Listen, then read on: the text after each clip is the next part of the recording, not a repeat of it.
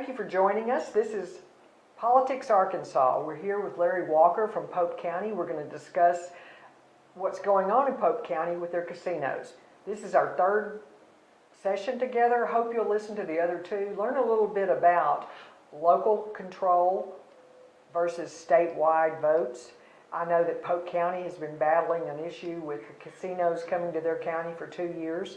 And they've learned a lot about special interest and the impact that that can make on your community. And now we want to find out from Larry what Pope County is doing to try to legally undo what the Amendment 100 did to their community in November 2018. Larry, what's going on? Well, right now, and first, thank you for having me here today. Right now, we've created a ballot question committee called Fair Play for Arkansas. And that ballot question committee has created a statewide initiative to repeal the authorization for casino gaming in Pope County. And we're having to do that because Pope County is in the Constitution as a designated authorized place for casino gaming in Arkansas. So the entire state voted correct. For that to happen, yes. Not just Pope County. That's right. Pope County voted against it overwhelmingly. But the rest of the state voted that in. And so the only way to undo a constitutional amendment is with another constitutional amendment. So we are trying to initiate a constitutional amendment that will repeal the authorization for casino gaming in Pope County. What's the language of your initiative? So the popular title is that it is a constitutional. In fact, I'll read it right here. I've got it, okay, so you can hear it exactly. It's a constitutional amendment to repeal the authorization for casino gaming in Pope County. So that's the popular name. And then the ballot title is going to be real simple. I mean, it's a couple of sentences. In fact, it's one long sentence that's in there, and it essentially walks through. It says that parts of the Constitution that mention Pope County in Amendment 100 are struck out, and they are deleted or repealed, and that changes such as where it says there's going to be 4 casinos, it now says 3 casinos, or where it said the casino licenses, it removes Pope County and it just has Jefferson County. So it's very simple. Now, just coming from Pope County, and say 80% of Pope County registered voters support this. Is that enough to make this happen? No, not even. There's 33,000 registered voters in Pope County, and we need 89,121, I believe, signatures on the petition. Do they have to come from areas across the state, or what's the percentage? So they have to come from a minimum of 15 counties across the state, and each of those 15 counties has a threshold of what needs to be met. So in Pulaski County, we need 6,000 petition signatures there. In Washington County and Benton County, it's somewhere around 3,000 signatures on that petition. Pope County is about 1,000 signatures on that petition. So you're trying to get right at 90,000 signatures. That's correct. Between now and July 6th. July 6th, in the middle of a worldwide pandemic. That's correct. When you really walk up to someone or offer them a signature pad, right? What happens? So, one, it's hard to walk up to anybody, maintaining social distancing. And trying to find groups where generally these would be taken to concerts, to ball games, to churches, to different places to get a lot of signatures. Those gatherings are not happening. We've sought relief through the state. The state was unwilling to give relief on that. There was other groups petitioning. There's a redistricting group right now. They went to a federal court and they relaxed some of the standards regarding petitions, regarding like the notary and the canvassing witnessing signature, things like that. And that will affect your petition. And that does. And so that's actually why we went ahead and started circulating this, is because the federal judge did lighten some criteria. However, when the government shuts down everything, all of the shutdowns have been driven by the government, and rightfully so in cases. But when the government shuts it down, but then they don't provide any relief regarding voting and elections and things like that, it does seem a bit unfair that now we can't operate our democracy as our democracy should operate because the government has made changes and they won't make allowances on the other side.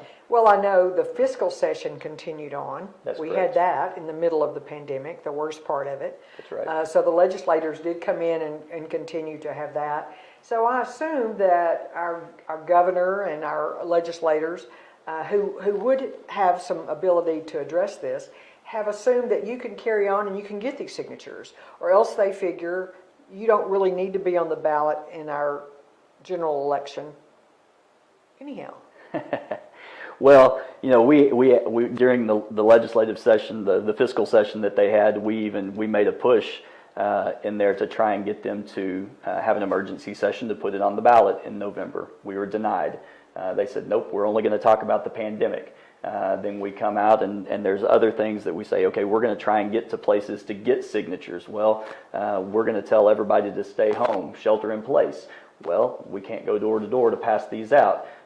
So then electronic signatures gets brought up, and the federal judge that ruled did lighten restrictions, but what he did not opine on was whether or not you could have e-signatures. In fact, he said, I don't know that there's enough data to know if this would shelter us from fraud, fraudulent signatures, things like that, although I'm not opposed to it because we're allowing it in the court proceedings, we're allowing it for wills and estates, we're allowing it for everything else we do in life. I don't see why it couldn't be used. We just don't have the data to know whether or not we can safely do it to guard against fraud, and I see that.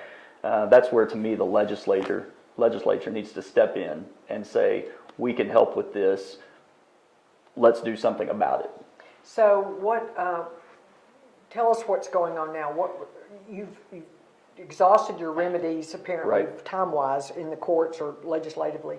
So how are you trying to make this happen? Right. So And how can anyone out there watching this assist? Absolutely. One thing we do have, we have worked with, we're working with several denominations in the state, church denominations in the state, and non-denomination networks.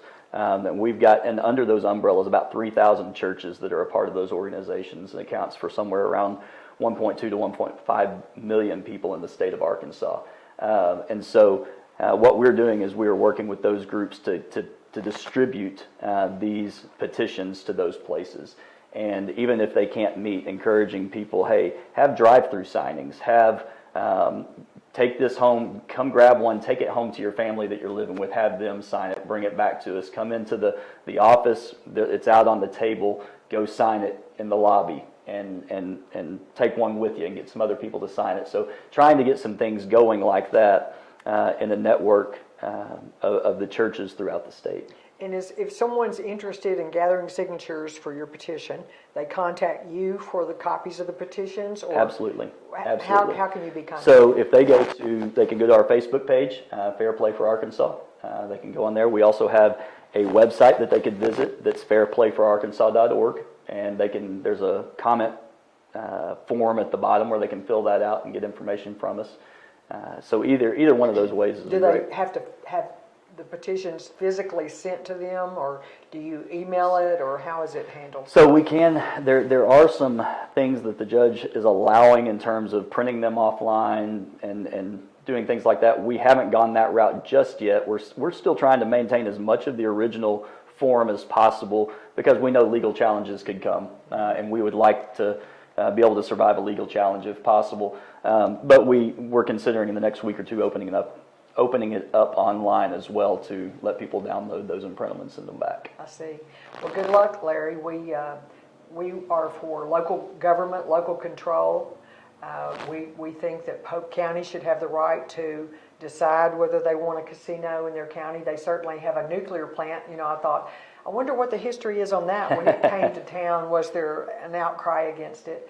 And I did a little research and saw that it appeared that Pope County was delighted and everyone else was jealous. So, you know, there are things that we prefer, but I don't see the outcry of support across the state. People need to understand that this is not just a Pope County problem, Right. but like you said, it could be coming to 16 counties near you. Absolutely. It's now Arkansas has set a precedent of imposing something upon a community, and if Arkansas doesn't do something right, to do something to correct that wrong, this is going to become commonplace in Arkansas, where outside entities can come in and impose things on various communities that don't have the resources to fight back against those entities, and the rest of Arkansas will let those vices come to these other places without those localities having any voice in it, because we can simply put it in our Constitution and impose those things on people if we want others to have it, but us not to have it ourselves.